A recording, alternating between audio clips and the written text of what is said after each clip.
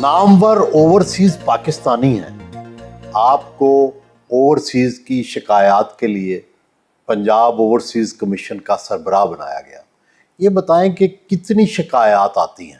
ابھی تک اس آفس نے کو 35,000 کے قریب شکایات جو ہیں وہ ریسیو کی ہیں، جس میں سے 25,000 کے قریب جو ہے ریزالو ہوئی ہیں۔ ابھی بھی 10 سے 12,000 شکایات جو ہیں وہ پینڈنگ ہیں۔ 1,000 کے قریب شکایت جو ہے صرف لاہور ڈسٹرکٹ سے ہے۔ زیادہ تر شکایات لوگوں کی لینڈ ریلیٹڈ ہیں۔ ملک صاحب، آپ کا پودا تو پاکستان میں لگا، یہیں پیدا ہوئے، یہیں ابتدائی تعلیم حاصل کی، پھر باہر جا کے چمکے، وہاں بیرسٹری بھی کی، تو کیا فرق دیکھا یہاں میں اور وہاں میں؟ سہیل بھائی، جو بندہ پاکستان میں پیدا ہوا ہے، آپ جو مرضی کر لیں اس میں سے پاکستان نہیں نکال سکتے۔ برطانیہ میں یہ دیکھا کہ وہاں کا انصاف کا نظام جو ہے اس کی وجہ سے وہ ملک قائم ہے۔ پھر جمہوریت اور جو پسے طبقے ہیں ان کو جس طرح کی وہاں پہ راستہ ملتا ہے وہ بہت خوش آئند ہے۔ وہاں پہ محنت کرنے والوں کو اس کا صلہ ملتا ہے۔ آپ دیکھیں کتنے ہمارے لارڈز ہیں، ایم پیز ہیں، میئرز ہیں، بلینز آف ڈالر کمانے والے بزنس مین ہیں۔ یہ اسی لیے ممکن ہے کہ وہ سوسائٹی ہر ایک کو موقع دیتی ہے۔ ملک صاحب، یہ فرمائیں کہ پنجاب کے کتنے کو اوورسیز پاکستانی ہیں؟ کوئی ڈیٹا ہے ہمارے پاس، اور کہاں کتنے ہیں؟ دیکھیں، ہمارے نادرا کے پاس ہمارا پورا ڈیٹا ہے پاکستانیوں کا۔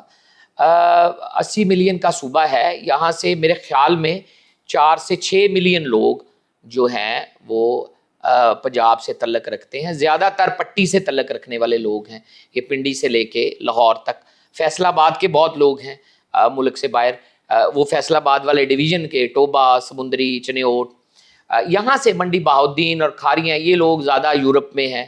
سعودی عرب میں زیادہ تر جو ہے کے پی کے سے کافی لوگ ہیں جو وہاں سے ہیں۔ یہ فرمائیں کہ جو اوورسیز پاکستانیز ہیں ان کی کیا توقعات ہیں آپ سے، اور ان میں سے کتنی توقعات اور پوری کر پاتے ہیں، اور مشکلات کیا ہیں؟ یو ہیو ہٹ دا نیل۔ میرے خیال میں تارکین وطن کی پاکستان سے محبت جو ہے وہ یک طرفہ ہے دونوں کو محبت۔ پاکستان کو اپنے اوورسیز ڈائسپورا سے بہت محبت ہے۔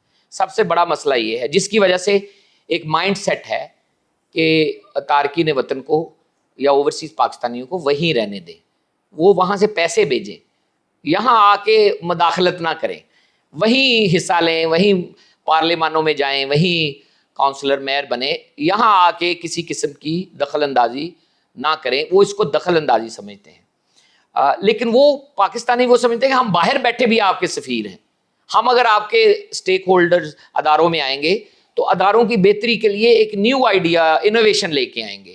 یہ یہاں سمجھنے میں کوئی مسئلہ ہے، جو مائنڈ سیٹ ایسا ہے کہ اوورسیز پاکستانی کو تبھی ووٹ کا رائٹ نہیں ملا، تبھی ابھی تک سیٹیں پارلیمان میں نہیں ہوئی۔ آپ کا جو اوورسیز کمیشن ہے یہ کتنا بااختیار ہے؟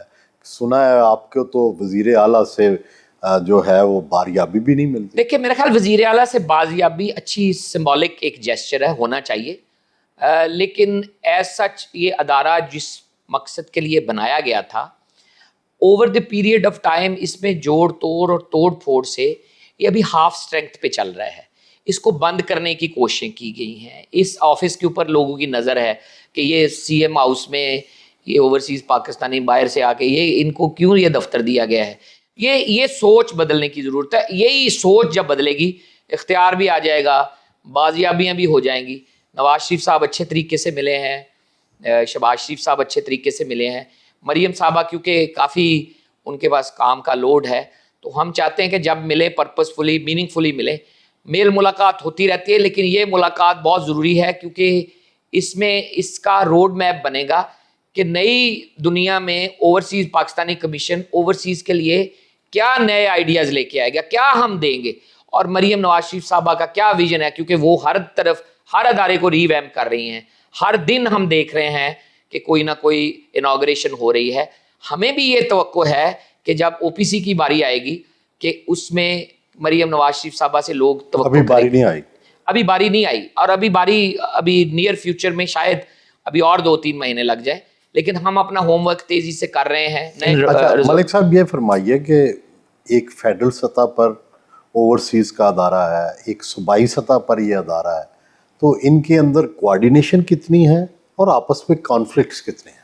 کوآرڈینیشن اچھی ہے کیونکہ ایک ہی پارٹی کی دونوں جگہ حکومت ہے. افضال بھٹی اور قمر صاحب وہاں ہیڈ کر رہے ہیں OPF کو, اور منجے ہوئے لوگ ہیں, پہلے بھی یہاں کام کر چکے. افضال بھٹی صاحب یہاں کمشنر رہے ہیں, میں OPF کا چیئرمین رہا ہوں 2-2.5 سال, تو میں اس محکمے کو اچھے طریقے سے جانتا ہوں. اور میرے خیال میں ہم جس طرح کی کوآرڈینیشن کر سکتے ہیں, کنونشن کے اوپر آپ نے دیکھا کہ ہم نے ان کو فلی سپورٹ کیا. ان کی جو شکایات ہیں ان کے لیے یہاں فوکل پرسن تعینات ہیں, ان کو ہم جواب دہی کرتے ہیں, ان کی شکایات کو پرائورٹی کے اوپر دیکھتے ہیں.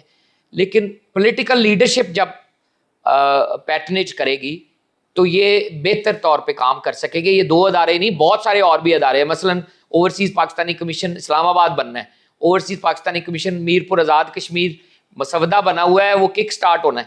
تو یہ سارے کمیشن تبھی ایک ہینڈ ان گلو کام کریں گے جب پولیٹیکل لیڈرشپ اس کو پیٹرنیج دے گی. آپ نے اوورسیز جو کانفرنس کروائی, ایک کنونشن کروایا, اس میں ساری دنیا سے لوگ آئے, اس کا بڑا چرچا بھی ہوا. اس کے کیا ریزلٹس, کیا نتائج نکلے اس کے؟ کہ یہ 97 کے بعد بہت بڑی ایک کنونشن تھا جو لانگ ڈیو تھا. تو میں کریڈٹ دیتا ہوں فیڈرل گورنمنٹ کو کہ انہوں نے کروایا, اور یہ پہلی دفعہ اس میں prime minister and chief of army staff بھی شریک ہوئے. میرے خیال میں اگر سالانہ ہو تو یہ جو پہلے کنونشن میں جو دوریاں یا ویکنیسز تھیں وہ اگلے میں دور ہو جائیں گی, اور ورک شاپس اور اچھے انداز میں سیر حاصل گفتگو ہو سکتی ہے. اور دوسرا جو پیسے ہم بیچتے ہیں اس کا کوئی نظام بہتر ہونا چاہیے, جو سرمایہ کاری کرتے ہیں اس کا نظام بہتر ہونا چاہیے. اور اس کے اوپر پرائم منسٹر نے ٹاسک فورس بنائی ہے, سالک صاحب کی قیادت میں ٹاسک فورس کام کر رہی ہے. اور اگر اس کے اوپر اچھا پیکج اور اچھی چیزیں آ گئیں, اور جو اعلانات ہوئے ہیں وہاں پرائم منسٹر کے زیر سرپرستی, اگر ان کے اوپر 60% بھی کام ہوا تو آئی تھنک اگلے کنونشن یا اگلے کنونشنز تک چیزیں کافی بہتر ہو جائیں گی. یہ آپ اس کو انوگرل کنونشن سمجھیں. کیا یہ درست ہے کہ اوورسیز پاکستانیوں میں زیادہ حامی تحریک انصاف کے ہیں اور باقی جماعتوں کے کم ہیں؟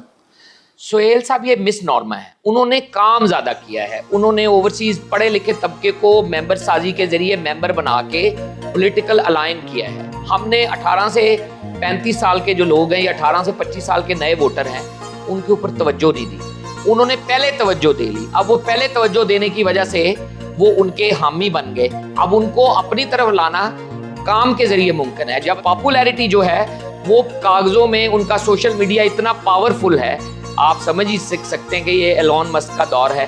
تو اس میں انہوں نے اس کو ایسا ٹروتھ اینڈ فیک نیوز کو مکس کیا ہے کہ ان کا سوشل میڈیا لے ڈوبا سب کو, اور اس کے شکار ادارے بھی ہوئے, اور آج کل برطانیہ میں کیس بھی چل رہے ہیں. تو لیکن انہوں نے اس کے اوپر انویسٹمنٹ بہت کی. ہم نے والنٹری کام چلایا, تو فری میں آپ کو پتا ہے, فری دیر از نو فری لنچ.